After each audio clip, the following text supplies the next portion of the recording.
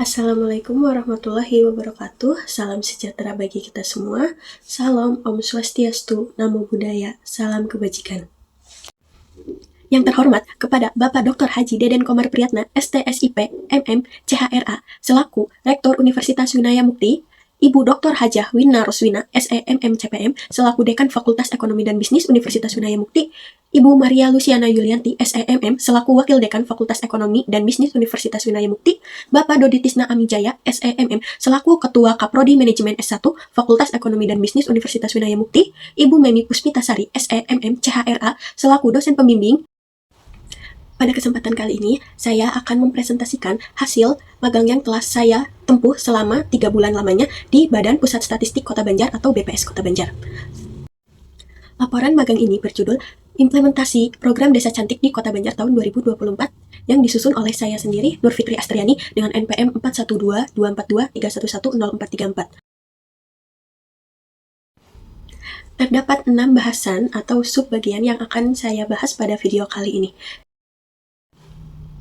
Bab 1. Pendahuluan, terdiri dari latar belakang dan tujuan. 1. Latar belakang. Desa sebagai subjek dan ujung tombak pembangunan Indonesia. Mewujudkan Indonesia yang satu, kita juga harus bekerja sama membangun Indonesia secara adil dan merata. Membangun Indonesia sentris dengan membangun dari pinggiran, dari desa, dari pulau terdepan hingga perbatasan. Ucap mantan Presiden ke-7 Joko Widodo pada Hari Sumpah Pemuda ke-92, 28 Oktober 2024. Maka dari itu, program Desa Cantik ini didasarkan pada amanat Undang-Undang Nomor 16 Tahun 1997 tentang statistik. BPS bertanggung jawab melakukan pembinaan terhadap penyelenggaraan statistik, termasuk statistik sektoral yang bertujuan untuk pembangunan desa menjadi lebih tepat sasaran, pembinaan standar data dan metadata secara top-down untuk sinergi kebijakan pusat dan daerah, serta membangun engagement pemerintah desa atau kelurahan dalam penyediaan data desa dan kelurahan. 1.2. Tujuan. Tujuan umum. Mahasiswa atau masyarakat umum dapat mengetahui apa itu program Desa Cantik atau Desa Cinta Statistik. Yang kedua, bagaimana program tersebut dilaksanakan. Yang ketiga, siapa yang menjadi subjek dan objek dalam penerapan program ini. Selanjutnya ada tujuan khusus. Mahasiswa dapat menganalisis implementasi atas program ini. Mahasiswa dapat lebih paham pentingnya data statistik. Dan yang terakhir, mahasiswa juga dapat menjadi agen dari penerapan program Desa Cantik atau Desa Cinta Statistik ini. Selanjutnya, bab 2, kajian pustaka. 2.1 Kajian pustaka. Pengertian Desa Cantik. Desa Cinta Statistik atau Desa Cantik adalah program percepatan dari Badan Pusat Statistik dalam lingkup wilayah desa atau kelurahan atau negeri atau wilayah setingkatnya untuk meningkatkan kompetensi aparatur desa dalam mengelola dan memanfaatkan data desa sehingga perencanaan pembangunan desa menjadi lebih tepat sasaran. Latar belakang dari adanya program ini adalah 1. Undang-Undang Nomor 16 Tahun 1997 tentang Statistik. 2. Peraturan Presiden Nomor 39 Tahun 2019 tentang Satu Data Indonesia atau SDI. 3. Desa dianggap sebagai subjek, objek, dan ujung tombak pembangunan. 4. Undang-Undang Nomor 6 Tahun 2014 tentang Desa. 5. Permenpan RB Nomor 25 Tahun 2020 tentang Roadmap Reformasi Birokrasi 2020-2024. Yang keenam, sistem aplikasi pendataan seperti Prodeskel, SDGs, dan seterusnya, namun kualitas agen statistik masih rendah. Yang ketujuh, BPS sebagai leading sector memiliki peran pembinaan terhadap agen statistik di desa dan kelurahan. Selanjutnya, tujuan program Desa Cantik. Yang pertama, untuk meningkatkan literasi statistik. Kedua, standarisasi pengelolaan data statistik. 3. Optimalisasi pemanfaatan data statistik untuk program pembangunan. 4. Membentuk agen statistik yang terampil. Selanjutnya, bab 3 ada profil instansi. 3.1 Profil BPS Kota Banjar yang akan saya jelaskan dalam video yang telah saya buat sebagai project untuk soft launching kantor baru di BPS Kota Banjar. Berikut videonya.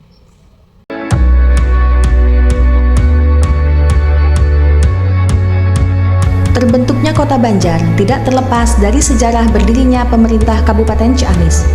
Pada awalnya, Banjar merupakan sebuah ibu kota kecamatan. Terlahir wilayah Kota Banjar pada tahun 2003. Setelah itu, lahirlah BPS Kota Banjar pada tahun 2005. Kantor pertama BPS Kota Banjar berkedudukan di Jalan Peta nomor 74, Desa Balokang, Kecamatan Banjar. Kantor ini berdiri di atas lahan milik pemerintah Kota Banjar yang diresmikan pada tahun 2007 oleh Bapak Rusman Heriawan selaku Kepala BPS RI pada waktu itu. Setelah 17 tahun lamanya, Akhirnya BPS Kota Banjar memiliki kantor di atas tanah milik sendiri yang berkedudukan di Jalan Banjar Pangandaran, nomor 106, Kelurahan Hegarsari, Kecamatan Pataruman, Kota Banjar. Saat ini, BPS Kota Banjar dipimpin oleh Bapak Taufik SSI MAP. Beliau adalah Kepala BPS Kota Banjar yang keempat, setelah sebelumnya dipimpin oleh Bapak Dede Herdiman SOS, Ibu Dr. Anda Enung Asih Gandirum MP, dan Bapak Nanang Triyono Basuki SH. Di bawah kepemimpinan Bapak Taufik, BPS Kota Banjar memiliki jumlah SDM sebanyak 18 orang, yang terdiri dari 1 orang kasubag umum, 7 orang statistisi ahli muda, 1 orang peranata komputer ahli muda, 3 orang statistisi ahli pertama, 1 orang statistisi mahir, 1 orang bendahara, 1 orang penata laksana barang terampil, dan 2 orang fungsional umum.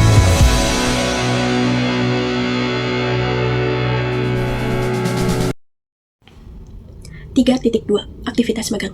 Kegiatan magang ini dimulai dari tanggal 23 September 2024 hingga 27 Desember 2024 selama 3 bulan penuh atau 14 minggu. Bidang kerja praktikan selama menjalani kegiatan ini ditempatkan pada fungsi narwilis, neraca wilayah dan analisis statistik dibimbing oleh Ibu Irma Setiawati, dan praktikan juga ditempatkan di bagian umum dan tata usaha dibimbing oleh Ibu Titin Sukmawati. Berikut adalah jam kerjanya. 3.2.1 Pelaksanaan pekerjaan. Pada fungsi narwilis ini, praktikan yang dibimbing langsung oleh Ibu Irma Setiawati mendapatkan pekerjaan, yaitu membuat infografis, membuat kuesioner PDRB, memberi penilaian pada aplikasi Sobat untuk mitra pendaftar tahun 2023 dan 2024, mencocokkan data usaha, menjadi notulen saat diskusi forum satu data yang diselenggarakan di Aula Kota Banjar.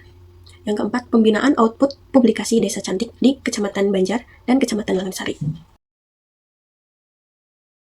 Itu aktivitas lainnya. Selain di 2 fungsi tersebut, praktikan juga menjalankan pekerjaan di fungsi lainnya seperti profiling dan merapikan file di fungsi distribusi. Dan yang kedua, yaitu praktikan juga melakukan apel pagi dan upacara setiap hari Senin dan sebelum memulai aktivitas. Dan yang ketiga, praktikan juga membuatkan infografis untuk publikasi buku tentang ketenagakerjaan dan publikasi statistik kesejahteraan rakyat Kota Banjar.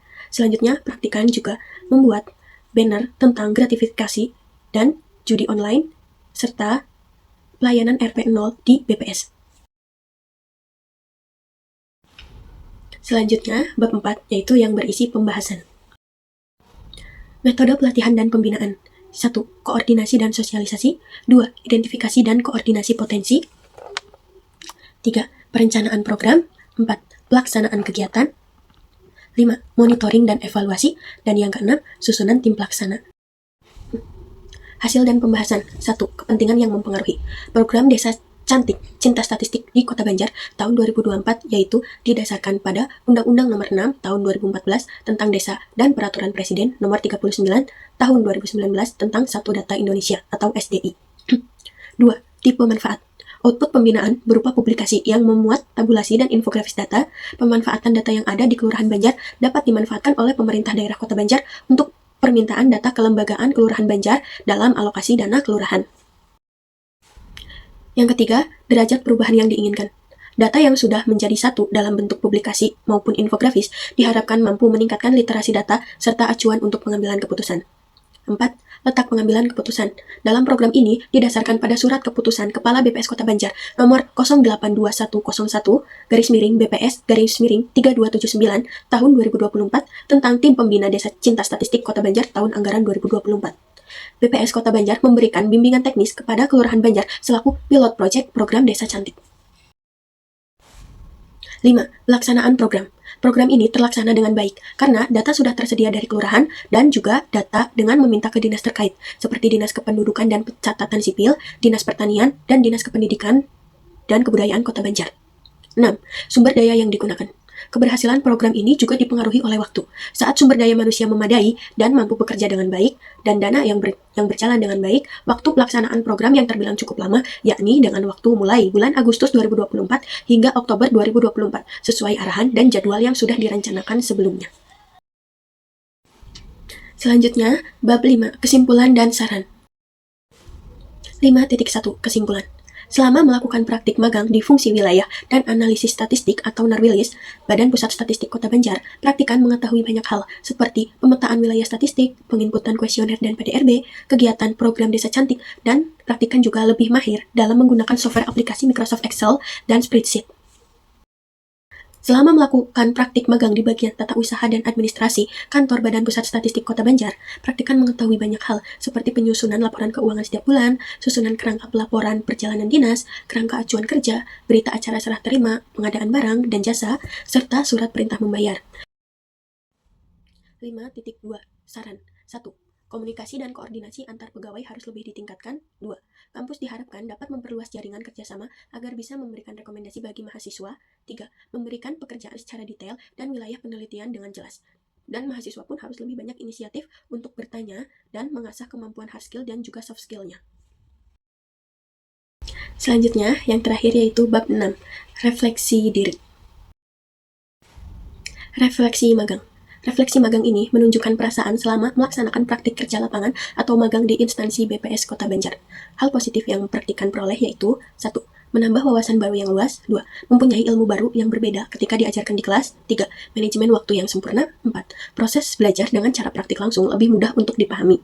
Yang kelima, melatih pengelolaan emosi dan problem solving. 6. Menjadi lebih kreatif. 7. Mengasah kemampuan ketelitian dan kehati-hatian. Yang ke-8. Melatih jiwa kepemimpinan. Yang ke-9. Menjadi lebih berani untuk mengutarakan pendapat. Dan yang ke-10. Menjadi lebih percaya diri serta berani berbicara di depan umum. Sekian yang bisa saya sampaikan pada video presentasi kali ini. Saya ucapkan terima kasih kepada seluruh pihak yang telah membantu saya menjalankan proses magang ini dari awal hingga akhir, hingga video laporan ini saya buat. Sekian dan terima kasih. Wabillahi taufiq wal hidayah. Wassalamualaikum warahmatullahi wabarakatuh.